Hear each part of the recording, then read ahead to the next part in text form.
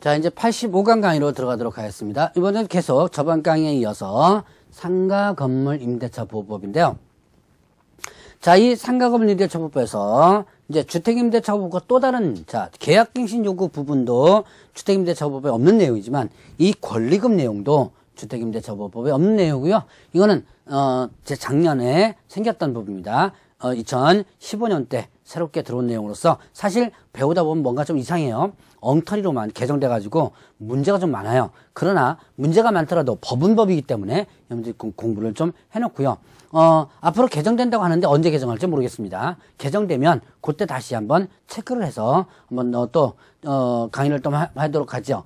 자, 이때 권리금과 관련된 부분인데요. 자, 권리금은 임대차 목적물인 상가 건물에서 영업을 하는 자 또는 영업을 하려는 자, 영업하는 자나 하려는 자가 영업시설의 비품, 거래처, 신용영업사 노하우, 상가 건물의 위치에 따른 영업상의 자, 유형, 무형의 재산적 가치의 양도 또는 이용대가, 재산적 가치의 양도나 그 이용대가로서 임대인이나 임차인에게 보증금과 차임외에 지급하는 금전의 대가다. 금전의 대가를 뭐라 한다? 권리금이다. 권리금은 판례상 나타난 부분에 있어서 법조문에 이렇게 규정되었습니다. 그러니까 이거는 뭐 달달달 외울 필요 없이 그렇구나라고 해서 그냥 넘어가면 돼요. 자, 그러면 권리금 계약이 있습니다. 자, 이 권리금 계약의 이걸 잘 보셔야 돼요. 계약의 주체자가 누군지를.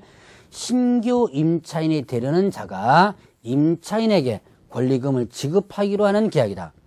자, 신규 임차인이 되려는 자가 임대인에게, 이렇게 되면 틀리죠.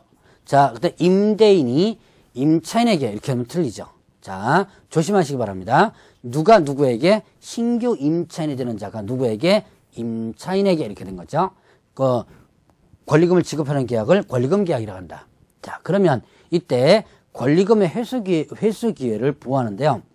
자, 임대인은 임대차 기간이 끝나기 3개월 전부터 임대차 종료시까지, 자, 3개월 전부터 임대차 종료시까지 권리금 계약에 따라 임차인이 주선한 신규 임차인이 되는 자로부터 권리금을 지급받을 것을 방해서는 한다. 자, 임차인이 주선한 신규 임차인이 되는 자로부터 권리금을 지급받을 것을 방해서는 안 된다. 방해 금지가 끝나기 3개월 전부터 종료시까지예요. 자, 그러면 이때 누구가 임차인이 주선한 신규 임차인. 자, 여기서 임대인이 주선한 신규 임차인이 아닙니다. 임차인이 주선한 신규 임차인이 되는 자로부터 권리금을 지급받을 것을 방해서는 안 된다. 자, 그러면 이때 계약갱신 요구를 거절해서 사유의 어느 하나에 해당하는 경우에는 일단 제외한다 그러는데요. 그런데 이제 예를 들어서 계약갱신 요구를 거절한 사유, 대표는 뭐예요? 3개 차임을 연체한 경우 이런 거죠. 예를 들어서 3개 차임을 연체하는 경우라든가 이런 경우는 일단은 방해도 된다는 얘기예요. 이 방해 금지 규정이 적용되지 않는 거죠. 자, 그러면 이때 금지되는 방해인을 보게 되면요. 임차인이 주선한 신규 임차인이 되려는 자. 누가 주선한 거예요? 임차인이 주선한 신규 임차인이 되려는 자에게 권리금을 요구하거나 누가? 임대인이 권리금을 요구하거나 임차인이 주선한 신규 임차인이 되는 자로부터 권리금을 수수하는 행위. 누가 하는 거예요? 그러니까 권리금을 요구하거나 수수하는 것은 누가? 임대인이 이렇게 하면 안 된다는 거죠. 임차인이 주선한 신규 임차인 되려는 자로부터.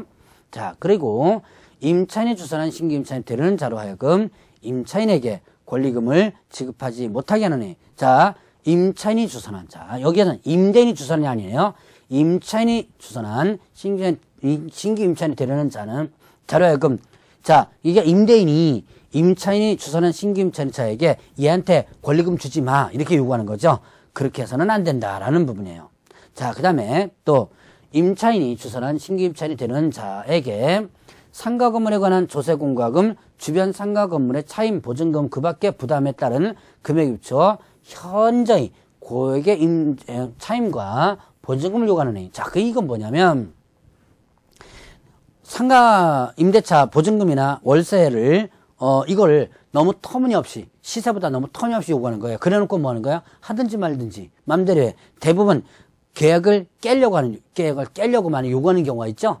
계약을 깨려고 요구할 때 이렇게 터무니없이 요구하는 경우가 많아요. 자, 이렇게 해서는 안 된다라고 하는 부분이죠.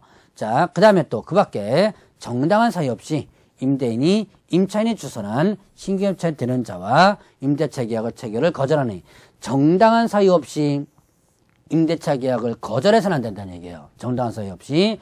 자, 이렇게 금지되는 행위, 결국 금지되는 행위는 결국 누구에게는 누가요? 자, 임차인이 주선. 자, 임대인이 주선은 아니에요. 임차인이 주선한 신규 임차인에게 뭐 보증금을 받거나 요구하거나 또 권리금 지급하지 못하게 하거나 아니면 또 터무니없이 보증금이나 월세를 요구하거나 그 외에도 임대차 계약을 거절하거나 이렇게 하면 안 된다는 얘기죠. 자, 그러면 이때 이제 임대차 계약 체결을 거절하지 못한다 그러는데요. 거절할 수 있는 예외적인 규정이 있습니다. 자, 임대차 계약의 체결을 거절할 수 있는 경우는 어떤 경우냐?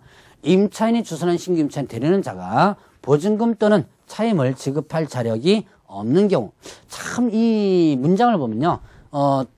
엉터리로 개정됐다는, 이 엉터리로 만들었다는 것이 상당히 많이 보이는데 여러분들도 이해가 잘 안 되는 경우가 있을 거예요.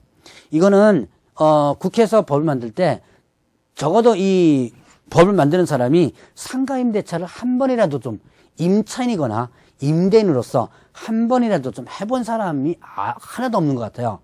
그래서 자, 이런 보면 좀 이게 이해가 안 되는 경우가 좀 많습니다.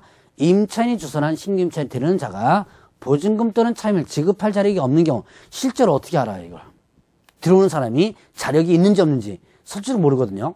자, 그러면 또한 임차인이 주선한 신규 임차인이 되려는 자가 임차인으로서 의무를